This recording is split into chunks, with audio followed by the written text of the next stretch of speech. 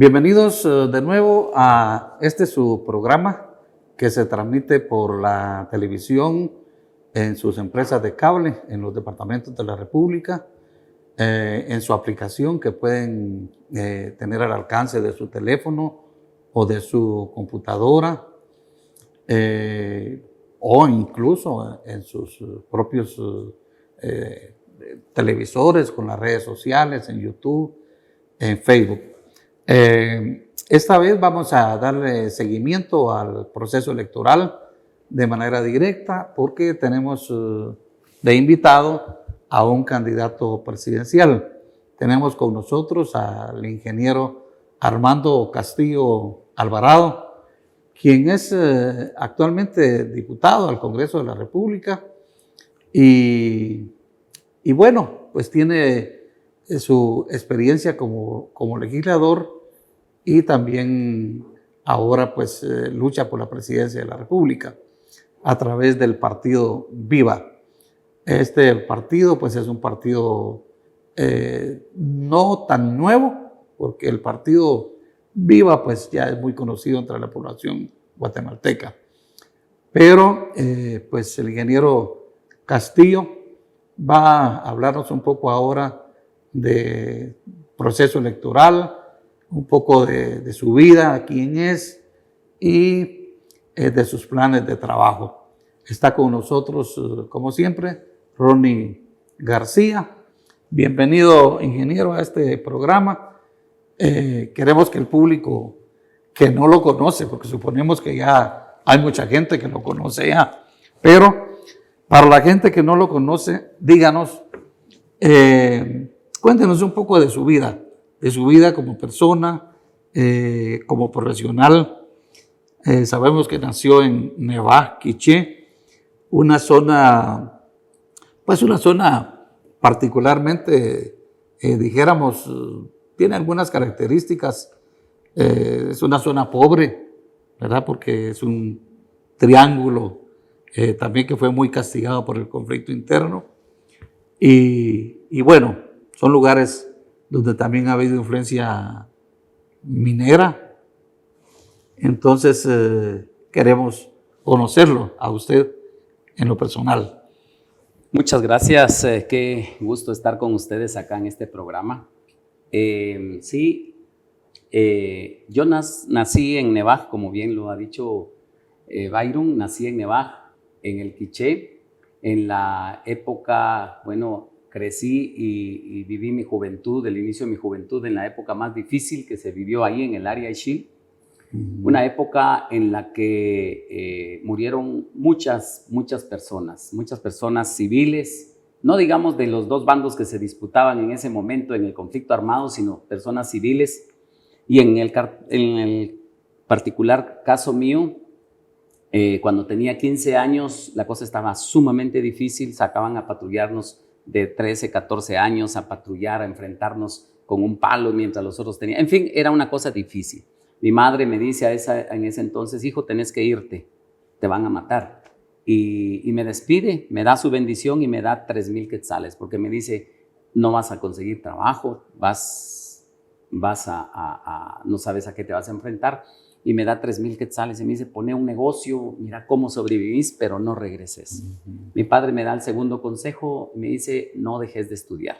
Entonces, con esa consigna yo me vengo a la capital a trabajar. Me toca desde muy joven poner negocios.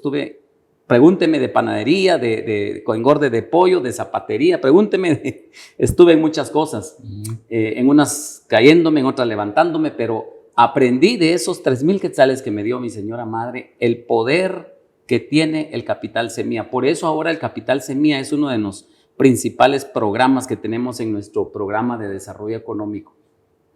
Me vengo a la capital y, siguiendo los consejos de mis padres, a trabajar, a estudiar, a poner negocios. Voy saliendo adelante. Luego me llego a la universidad, me gradúo de ingeniero industrial, a la vez que ya las empresas nuestras iban conformándose, empresas familiares que hoy están a cargo de mis hijos y de mi esposa mientras yo estoy en esta batalla electoral.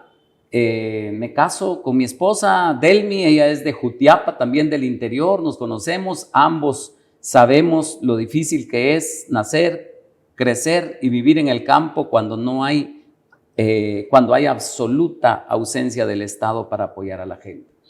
Entonces, tengo una familia, 3 hijos varones, de ellos 5 nietecitos ya, 4 mujercitas y un varoncito que tiene 1 semana.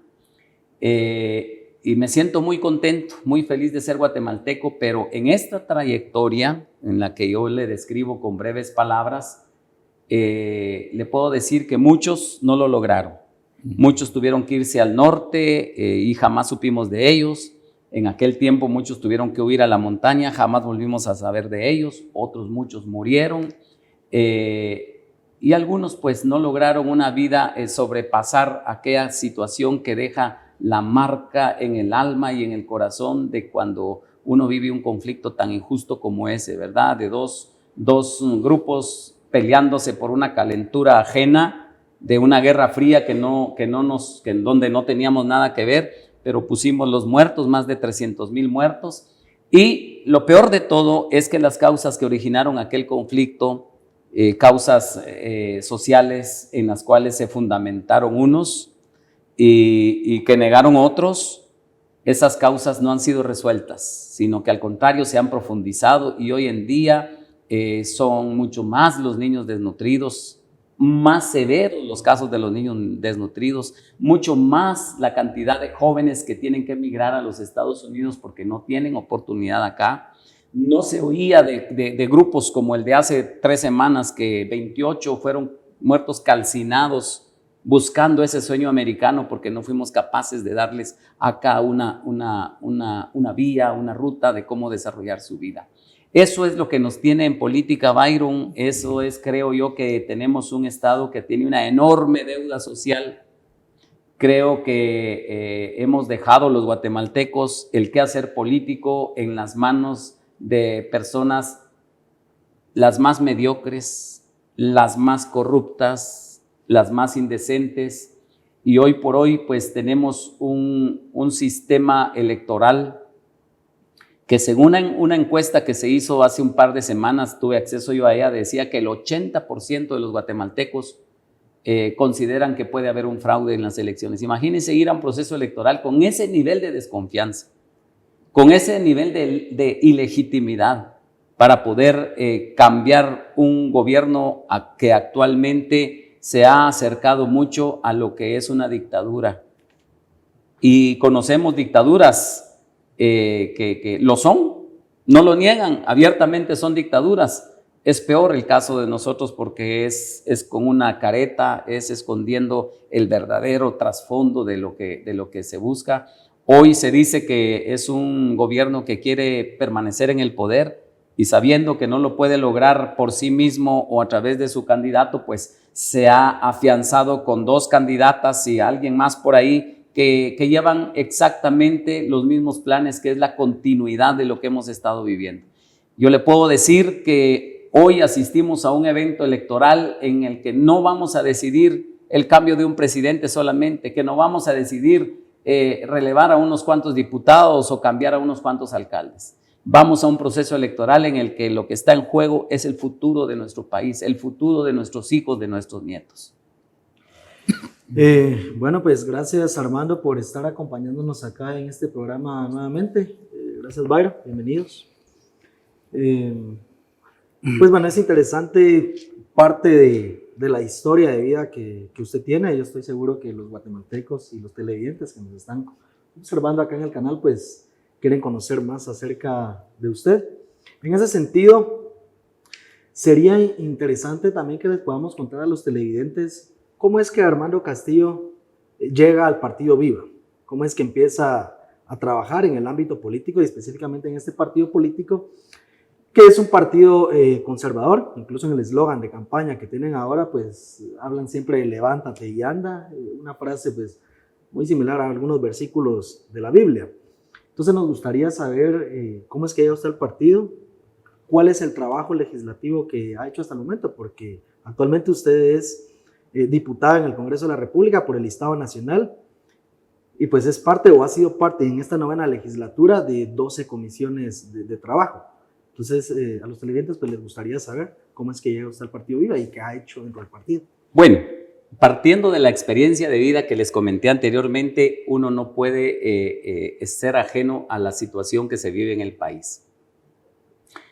Particularmente yo considero que nuestro país poco a poco se va acercando a un conflicto. Muchas veces decimos, no, un conflicto ya no se va a dar y eso ya pasó a la historia. Eso decían los del Perú, eso decía Perú y bueno, recientemente vimos decenas de muertos nuevamente, una amenaza de un levantamiento, un problema social enorme que se dio en el Perú y que Perú tiene muchas coincidencias con nuestro país. A partir de mi llegada acá, le quiero contar, usted tocó un tema muy importante, que yo soy cristiano.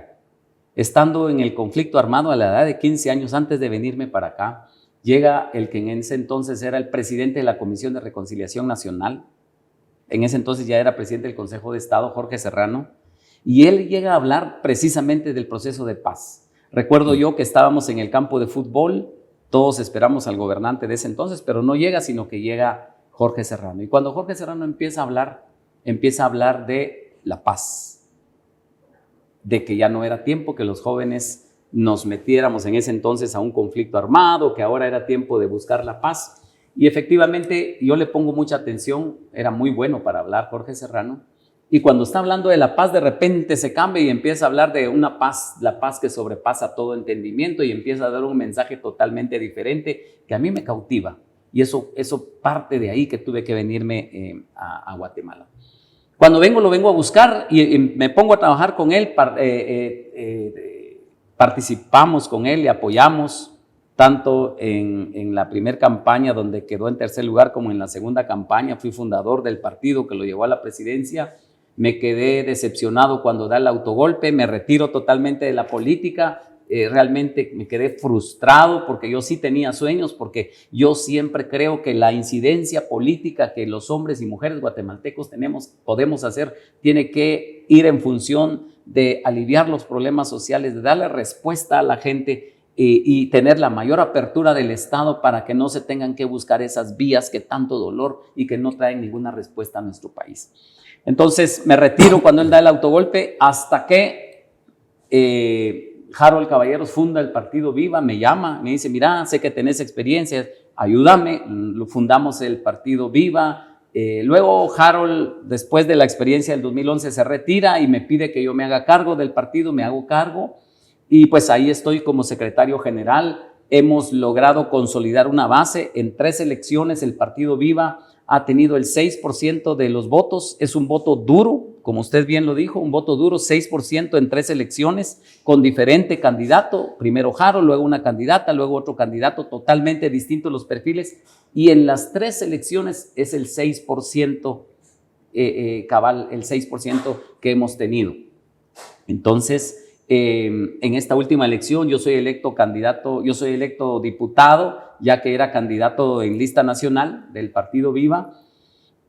Y bueno, hacemos una labor en el Congreso. Al principio participé en la junta directiva, fui tercer vicepresidente, ya que había necesidad de darle gobernabilidad a nuestro país. Pero desde el primer año, cuando yo veo cómo van las cosas estando en junta directiva, ahí están, pueden ver mis votos razonados, pueden ver cómo me opuse en el primer año cuando yo propongo que cuando estábamos en la pandemia y dicen, quédate en casa, no salgas, sí, pero nuestra gente, 70% de nuestra gente vive de la economía informal. Esto quiere decir que hacen cositas y las venden o compran y venden, y si no negocian hoy, no pueden comer mañana, porque la gente de la economía informal vende a diario para comer mañana y tiene que ir guardando un poquito para pagar el alquiler a fin de mes, pagar el recibo de la luz y todos los gastos, ¿verdad? Entonces era fácil decirle, quédate en casa, sí, pero ellos no reciben un cheque a fin de mes. Entonces yo propongo una iniciativa de ley para que se les respetara los servicios básicos, que no si no podían ganar y no podían pagar su luz, su agua, su teléfono, no se les quitara. Y que se les diera un plazo, no era de regalar tampoco, un plazo de 1 año para diluir ahí el pago. Ganamos esa elección, cuando llega con el presidente decide vetarla y manda el veto al Congreso. Cuando manda el veto al Congreso, todos los diputados dijeron, bueno, votemos pues, ya aceptemos el veto. Ya yo dije, no podemos aceptar el veto. Y por primera vez en la historia democrática se le rechaza un veto al presidente. Y yo lo propuse, lo peleé y lo gané con 134 votos contra 1. Solo el presidente Alan Rodríguez, que era el presidente en ese entonces, votó en contra. De ahí le rechazamos el veto. Y ahí está el discurso que yo hice en ese momento, que fue aplaudido por la derecha y por la izquierda, única vez en que el Congreso se unió para hacer una lucha. Entonces, en el siguiente año, el presidente manda un estado de calamidad nuevamente cuando ya los hospitales estaban vacíos, la curva venía para abajo y era ilógico volver a cerrar el país. Septiembre del 2021. A la hora de la votación se tenía que votar con 81 votos, ya tenían 79. Ahí está también la historia parlamentaria. Casi 4 horas tuvieron abierta la sesión para votar. Y no pasó, llegó a 79 y su servidor más mis 2 compañeros diputados, Jorge Castro y Neri Mazariegos, nos opusimos y nos mantuvimos. Aparentemente se decía que nosotros votábamos con el oficialismo y ahí se pudo demostrar que no. Si 2 de nosotros hubiéramos votado, con las ofertas que hubieron esa noche, con las amenazas que hubieron esa noche, llegando hasta las 3 de la mañana, nosotros nos mantuvimos y ese estado de calamidad no pasó. Esto da cuenta de que nosotros hemos votado con independencia, velando por los intereses de la población. Es la labor que hemos hecho. En el Congreso yo propuse una iniciativa, la ley del agricultor, porque no puedo dejar de lado mis raíces, una ley del agricultor como hay en otros países. ¿Sabe usted que, por ejemplo, hoy por hoy en Europa hay países que le están dando $1,000 millones diarios para subsidiar a la agricultura? Yo en mi ley estoy proponiendo $1,000 millones de quetzales al año para poder empezar a subsidiar la agricultura, no para darles canastas, bolsas, regalos como lo ha propuesto siempre una candidata, no. Es para aumentar la productividad, para que la gente que trabaja en la agricultura, que es un trabajo en familia, no es que es un trabajo si le va mal al esposo, pero la esposa tiene otra opción. No, todos juntos trabajan en una sola línea. Cultivar la tierra desde la madrugada hasta la tarde, haya sol o haya lluvia, para darnos de comer a los guatemaltecos. Pero no cuentan con un seguro si tienen un desastre natural. No tienen ningún apoyo del Estado. Cuando lo pierden una cosecha por una helada o por una catástrofe, cualquier cosa, lo pierden todo. Y eso realmente llora sangre, Byron. Ustedes sabrán que existe, por ejemplo, una ley de bancos. La ley de bancos dice que si un banco fracasa y pierde sus activos, el Estado tiene que devolverle al banco lo que haya perdido. No van a perder. Si los muchachos, si los nenes se gastaron el dinero del banco en comprar carros, yates o se lo hayan malgastado, no importa. El Estado tiene que devolverles a ellos. Y el banco sigue funcionando con el dinero que le da el Estado. Pero nuestros agricultores, no. Ellos cuando pierden, nadie por nuestros agricultores. Por eso yo propuse esa ley que la llevé a tener dictamen favorable en el Congreso, pero lamentablemente en el Congreso no se están discutiendo esas leyes. En el Congreso están pasando las leyes para préstamos, para subsidios que favorecen a ciertos sectores, para cualquier cosa, menos para apoyar a la agricultura o a la gente más pobre. Ingeniero, quería, a propósito de este tema que está abordando de la agricultura,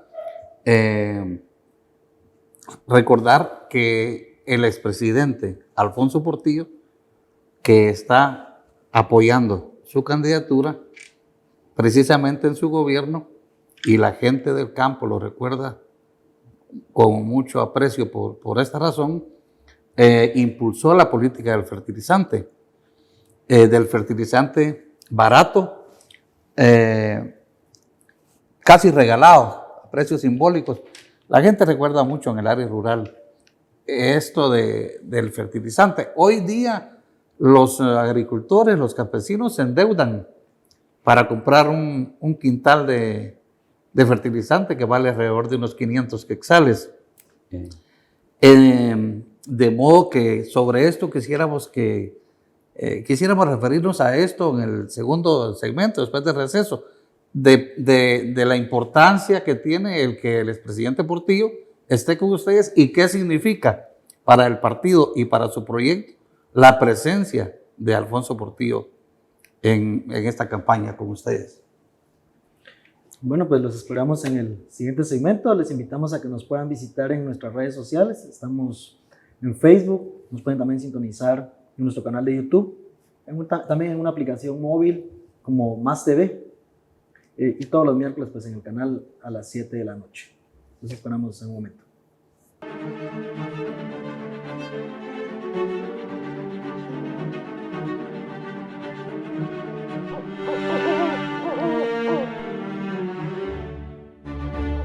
Soy Gena Ramírez y te acompaño los días lunes y viernes a las 7 de la noche con lo más emocionante del deporte nacional e internacional en escenario deportivo por Más TV, un canal que suma.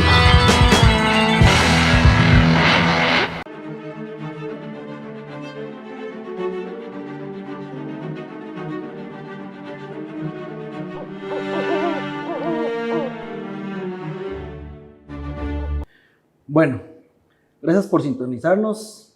En este programa pues estamos acá en compañía de nuestro candidato presidencial por el Partido de Visión con Valores, el ingeniero Armando Castillo. También nos acompaña Byron Barrera, como siempre en este programa. Pues hasta el momento pues Armando pues nos ha contado al respecto de su vida, de dónde surge él, dónde nació, su vida académica, cómo llegó al Partido Visión con Valores. Y de esta manera, cómo es que ahora pues, se postula como candidato presidencial, además del trabajo legislativo que ha desarrollado en el Congreso en esta 9ª legislatura, del cual él fue electo diputado por el Estado Nacional. Sin embargo, pues ahora nos gustaría que le pueda hablar acá a nuestros televidentes e indicarnos cómo es que se está desarrollando su campaña, y en este sentido, cómo es que el apoyo del licenciado Alfonso Portillo pues, se ha visto en esta campaña, y de cómo algunas propuestas que usted está desarrollando vienen muy de la mano de lo que desarrolló el presidente Portillo durante su gobierno allá por el año 2000 a 2004. Efectivamente, muchas gracias por la pregunta, Ronnie. Hace un par de días estaba yo en un meeting precisamente y le decía yo a la gente que en mi mente estaba una imagen en televisión que el presidente Portillo descargando el tráiler, cargando los sacos de fertilizante y entregándoselos a la gente. Y yo les decía, un presidente tiene muchas cosas que hacer, firmar decretos, manejar la política exterior y una serie de responsabilidades que tiene un presidente como jefe de Estado. Para descargar fertilizante hay mucha gente que lo puede hacer. ¿Por qué un presidente que tiene tantas cosas que hacer va y descarga el fertilizante para entregárselo a la gente? ¿Por qué? Porque el presidente lo consideró algo importante. Y es que así de importante es como nosotros lo tenemos en nuestro plan de gobierno, el apoyo hacia los agricultores. Cuando el presidente Portillo platicamos, tengo 15 años de ser amigo de él y de estar conversando de diferentes temas. Nunca habíamos logrado coincidir, pero creo que la urgencia de la necesidad de rescatar nuestro país nos une. Él estuvo en pláticas con alrededor de 8 partidos y bueno, él me comentaba, porque cuando llegó conmigo me dijo, mira Armando, ¿cómo estás? Si vos querés ser presidente, pues eso es lo que mi partido ha decidido. Bueno, quiero ver tu programa de trabajo. Lo primero que me dijo, quiero ver tu programa de trabajo. ¿Por dónde lo impulsarías si llegas a la presidencia? Bueno, y cuando él encuentra precisamente los temas de apoyo a la agricultura, de apoyo a la economía informal y de apoyo a los migrantes, que es lo que es nuestra base económica. Recordemos que nos hemos manejado siempre por una pirámide, donde dicen que la economía guatemalteca es pirámide, que se le pone la mielita aquí y que por derrame dicen que le va a ir llegando a las capas de abajo, y eso nunca pasa. Nosotros estamos de abajo, apoyando estos 3 pilares fundamentales, remesas, economía informal y agricultura, con esas 3. Y cuando él ve eso, dice, esto es lo que yo ando viendo, esto es lo que yo creo. Y entonces decidimos unir fuerzas y ahí andamos trabajando de veras, a mí me da mucho gusto y quería contarles que cuando hemos ido a San Marcos, realmente a todo el país, pero en San Marcos sale un hombre así grande, bien fornido de sombrero, nos sale a encontrar y lo abraza a él y se pone a llorar el hombre. Y llorando le dice, presidente, usted fue el único que nos defendió, mire cómo estamos ahora. Eso realmente me llena de mucha satisfacción. Yo sé que en el momento de darnos la mano con Alfonso Portillo, muchos se pusieron a temblar. Otros que pensaban darnos algún tipo de apoyo económico nos lo retiraron. Así que nos ha sido muy difícil. Estamos llevando una campaña muy austera, con muy pocos recursos, pero diciendo la verdad, que eso es lo más importante. Qué difícil ha de ser hacer una campaña con mordaza, no poder decir las cosas porque el financista se enoja. Y nosotros hoy por hoy estamos haciendo una campaña diciéndole la verdad a la gente, hablándole las cosas tal como son. Alguien me preguntó en una entrevista en el Quiché esta semana y me dijo, mire, ¿usted no cree que usted se está aprovechando de la imagen de Alfonso Portillo para ganar más simpatía? Yo le dije, cabalmente, así es. Por supuesto que sí, ¿y por qué no? ¿Quién no quisiera tener la imagen de un presidente que las encuestas le dan arriba del 60% de aceptación con la población, de un presidente que hoy por hoy se dice que es el presidente que realmente gobernó para el pueblo y que pareciera que después que él dejó el puesto en 20 años como que no hubiéramos tenido presidente, porque han llegado personas a gobernar para sus grupos o sus sectores, pero la población ha estado abandonada al punto que hoy tenemos una canasta básica inalcanzable, salarios muy por abajo, poco incentivo a nuestra economía informal. Y algunos diputados, 40%, que firmaron una iniciativa queriéndole poner impuestos a la canasta básica, a quienes venden los productos en el mercado, a quienes mandan remesas, a quienes tienen sus chivos, sus cochitos. Es una vergüenza que hayan querido hacer eso, castigar más a la canasta básica. Ese es el tipo de políticos que tenemos. Entonces sí, tener a Alfonso Portillo con nosotros representa una enorme ventaja política, no económica. Porque económica, los que le apuestan a la lotería de la política definitivamente están lejos de nosotros, no quieren saber nada de nosotros, tanto que hay influencia en el sistema electoral para que él no sea inscrito. Dice la ley que a los 5 años cualquier persona que ha tenido un problema legal recupera sus derechos civiles. Él tiene 8 años que regresó a los Estados Unidos y en el país no hay un solo proceso que se le haya llevado a él en contra. O sea, él tiene todas las facultades para participar, pero no lo quieren inscribir. Ahí estamos haciendo la lucha. Pero vaya a ver usted, sí inscribieron a los que están en la lista Engel, sí inscribieron a uno que recién vino de los Estados Unidos, cumplió su condena hace poquito y lo inscribieron. Mire, realmente deja mucho que desear esta situación, pero nosotros estamos batallando y en caso de que no lo inscribieran, porque tenemos que considerar eso, en caso de que no lo inscribieran, nosotros hemos decidido y él lo ha aceptado y me ha autorizado para que yo lo diga, de que en nuestro gobierno Alfonso Portillo va a ser el ministro de Economía para repetir lo que él hizo ya, velar por la economía de los de abajo, de la gente pobre. Ya lo hizo él una vez, ahora lo vamos a hacer otra vez, pero lo vamos a hacer mejor. Y en ese sentido quisiera decirle algo que también le decía yo a un periodista que me cuestionaba. Mire, pero es que él fue condenado. Sí, fue condenado. Él lo aceptó y purgó la pena, la pagó con valentía, con hombría. Pero hay un tema importante y nosotros lo hemos visto. ¿De qué se le acusa a él? Vea, se le acusa de haber recibido un cheque que le dio Taiwán. Taiwán le dio un cheque a él a su nombre. Si a mí me dan un cheque a mi nombre, me lo están dando a mí. No era un cheque. Si le hubieran dado un cheque al Estado de Guatemala y va él como presidente, lo cambia y se toma, ahí hay un problema. Pero si hay un error aquí es de Taiwán. Yo estoy convencido de que Alfonso Portillo no fue perseguido por el cheque de Taiwán. Alfonso Portillo fue perseguido por haber gobernado por el pueblo de Guatemala, por haber abaratado la canasta básica en un momento en donde el azúcar iba para arriba, el cemento iba para arriba, el hierro iba para arriba y él lo detuvo. Eso fue declararle la guerra a cierto sector poderoso. Lo que está pasando hoy.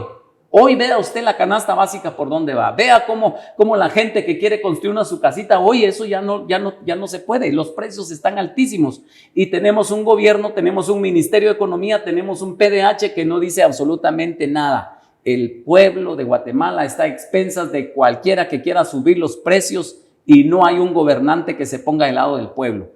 Esa es nuestra fortaleza, que ya Alfonso Portillo demostró que sí se puede, que se necesitan 2 cosas. Número 1, valentía. Y número 2, sensibilidad social. Y eso nos identifica con Alfonso Portillo. Ambos tenemos valentía y también tenemos sensibilidad social porque ambos venimos de la provincia. Ambos sabemos lo que es nacer crecer en la provincia y tener que salir. Él a México cuando fue joven y yo hacia acá en la capital, pero tenemos una historia similar. Bueno, pues interesante cómo es que ha estado trabajando usted de la mano con el expresidente Alfonso Portillo, pues un político que ha sido muy controversial, ¿verdad? Como todo político, pues siempre están llenos de contrastes, cosas buenas, cosas malas. La opinión pública, pues, muy complicada. Sin embargo, pues surge también la duda en cuanto a la población. Si usted está trabajando muy de la mano del expresidente Alfonso Portillo, ¿será que si usted llega a la presidencia, será usted el que va a estar implementando los programas o gobernando, o va a ser el expresidente Portillo que va a estar llevando los caminos de la nación, o únicamente el expresidente Portillo pues se va a dedicar al trabajo del Ministerio de Economía, que es para lo que usted lo está proponiendo en su futuro posible gabinete de gobierno? Fíjese que como candidato a la vicepresidencia llevamos al ingeniero Edgar Grisolía. Edgar Grisolía es un empresario, es una persona muy exitosa, ha sido exportador de cardamomo, de café, de macadamia, es uno de los primeros que pusieron las grandes maquilas que vinieron a dar mucho empleo a Guatemala y que lamentablemente por la extorsión y por las malas condiciones que el gobierno da, se han ido incluso a Nicaragua y a Honduras, donde no hay tanta certeza, pero hay menos extorsión de los mareros del gobierno y de los mareros de la calle, ¿va? Edgar Grisolía es una persona que cuando llegamos al acuerdo, mira, me dijo, si yo voy a ser el vicepresidente, acepto con una condición, si yo voy a ser el vicepresidente, yo voy a hacer mis funciones, no me pueden meter en el closet, en el momento que me quieran meter al closet, como hicieron con el actual vicepresidente, yo renuncio públicamente. Eso es lo que me gusta, porque lo hablamos con Alfonso, fuimos los tres los que estuvimos en eso. Y eso es lo que nos caracteriza. Tenemos el carácter, sabemos el por qué llegar, número uno. Pero número dos, Alfonso es una persona inteligente. Alfonso es una persona sensible. Alfonso es una persona que lo que me dice, Armando, yo te puedo ayudar mucho y darte consejos en lo que se debe de hacer. Pero más te puedo ayudar en lo que no se debe de hacer. Yo te voy a poner las luces rojas para que no cometas los mismos errores que yo cometí. Y eso realmente me da a mí mucha tranquilidad. Yo les puedo asegurar que el presidente Portillo va a ser un buen ministro de Economía, pero yo no voy a desaprovechar ese bagaje, esa gran experiencia que él tiene. ¿Qué gobierno no quisiera tener a un expresidente en su gabinete que no solo va a dirigir bien el Ministerio de Economía, sino a quien se le puede consultar en algún momento dado en una decisión que haya que tomar, en la que él ya se vio, en la que él ya midió consecuencias y en la que él puede proyectar resultados? Por supuesto que el presidente Portillo será en nuestro gobierno un ministro de Economía, pero además una persona influyente en nuestro gobierno. Claro que sí, no tengo por qué negarlo. No podríamos desaprovechar esa gran experiencia que él tiene. Eso sí, él mismo lo ha dicho, el respetuoso del ordenamiento, el presidente constitucional de la República seré yo, pero no desaprovecharía yo esa gran oportunidad de tenerlo a él incidiendo, aconsejando en todos los aspectos de un gobierno. Unas preguntitas claves. ¿Cómo ve la infraestructura vial del país? Lamentablemente caótica, la velocidad promedio que manejamos es una de las más lentas de la región. Se ha venido deteriorando, hay lugares que ya no se pueden recuperar con bacheo, sino que hay que hacer de nuevo las carreteras.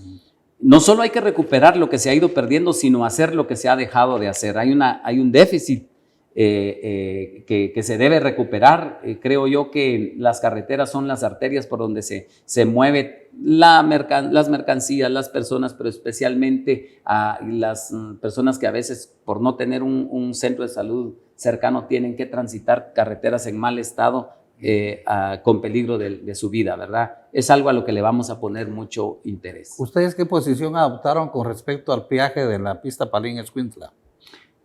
Esa pregunta se la agradezco mucho porque fue precisamente nuestra bancada, donde está incorporada ya la diputada Evelyn Morataya, quienes propusimos un punto resolutivo pidiéndole al gobierno que ya no diera la concesión, sino que se liberara la autopista y que si en caso, porque también no tenemos que ser nosotros totalmente cerrados, si en caso se llega a la decisión de volverla a dar, que sea en condiciones favorables para Guatemala y no como sucedió con Marnos. Se llevó cientos de millones de quetzales y a Guatemala le dejó una miseria. Entonces, si esto volviera a pasar, deben ser condiciones favorables para Guatemala. Yo propuse ese punto resolutivo junto con la diputada Evelyn Morataya y nuestra bancada somos quienes lo propusimos. Y lo propuse junto con una iniciativa en la que yo proponía que se pasara en primera lectura el apoyo a los jubilados, en primera lectura. Y fue un altercado que tuvimos con uno de los diputados ahí que tuve que subir, incluso ahora tengo una citación que no voy a poder ir porque estoy acá y tengo un foro después, pero me están citando por haber subido a donde está la Junta Directiva y exigido que se nos diera la palabra porque no se nos quería dar la palabra. Y tuve que arrebatarle el micrófono y lo volvería a hacer. Y hoy que me citen en Junta Directiva, yo les voy a ir a decir que si ellos se mantienen en la posición de no darle la palabra a los representantes del pueblo y de darle la palabra solo cuando ya están de acuerdo, voy a volverlo a hacer. Yo les vuelvo a quitar el micrófono si siguen quitándonos el derecho. En ese caso fue del punto resolutivo para que se liberara la autopista y de la primera lectura para los jubilados del Estado. Entonces, nuestra posición fue esa, que se liberara el peaje. Otra pregunta. ¿Cómo ve a los candidatos presidenciales, a los otros? ¿Tiene algún particular criterio respecto de los otros candidatos? Mire, estamos en una campaña muy atípica. Tenemos dos damas que están compitiendo a ver quién usa más Photoshop que la otra. Propuestas claras y serias no se están viendo. Tenemos luego a otro candidato que está subiendo en las redes sociales. A mí me duele mucho que, por ejemplo, muchos candidatos y algunos que veíamos un poco serios ahora se metieron al rollo del chicharrón. No sé si ha visto usted ese rollo del baile que ponen la música del chicharrón y se ponen a bailar, y candidatos que creíamos serios ahora queriendo competir con las payasadas también, a falta de propuesta. Y oiga, eso está pasando. Bailando el chicharrón los candidatos presidenciales, compitiendo por el Photoshop, haciendo payasadas para ganar más like, mientras hace 3 semanas 28 conciudadanos murieron calcinados allá en Ciudad Juárez.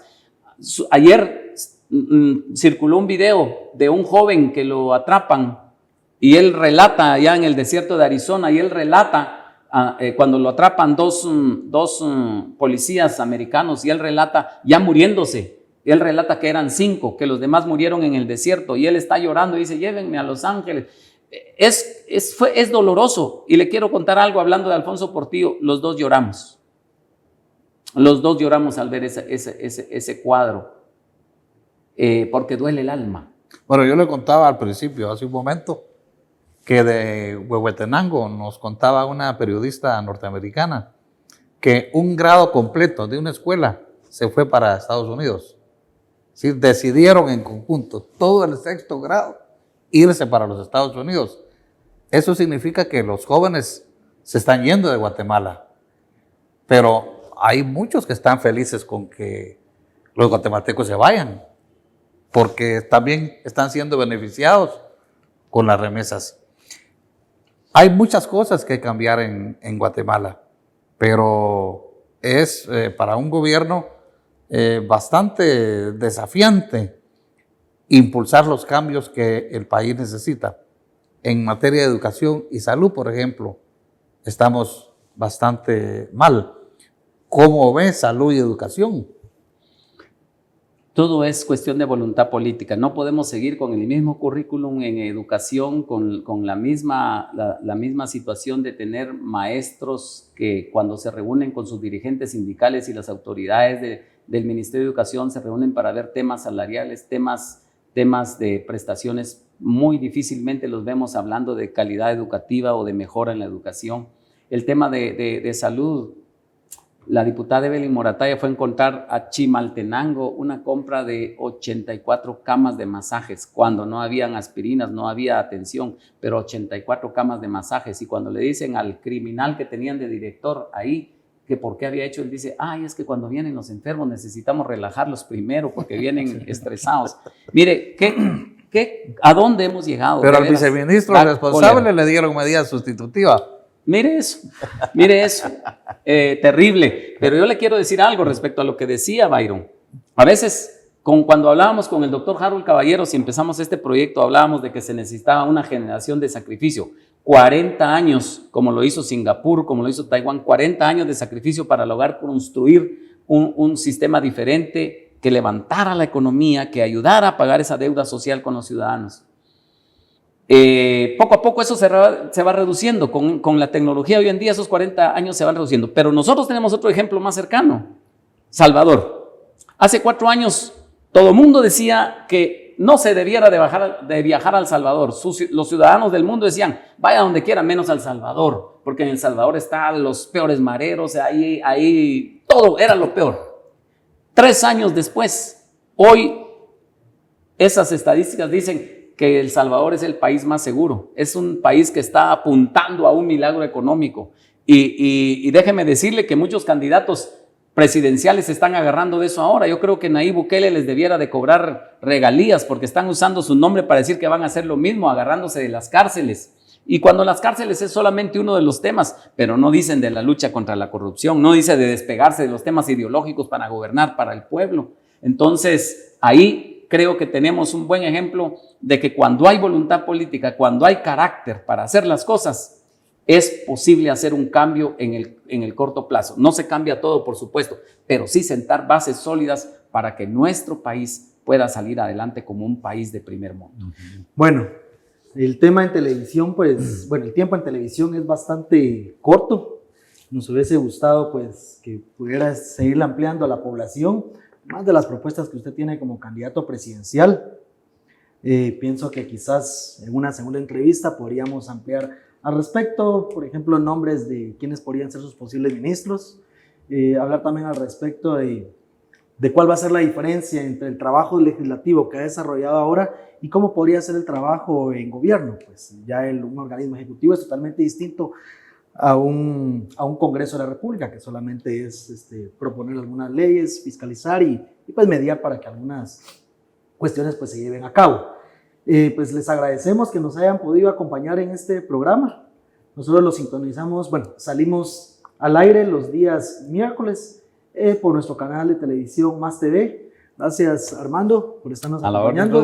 Gracias, Byron, nuevamente. Pueden sintonizarnos también en redes sociales, Facebook, en YouTube, y también pueden estar en la aplicación móvil como Más TV. Muchas gracias. Los esperamos en el siguiente programa.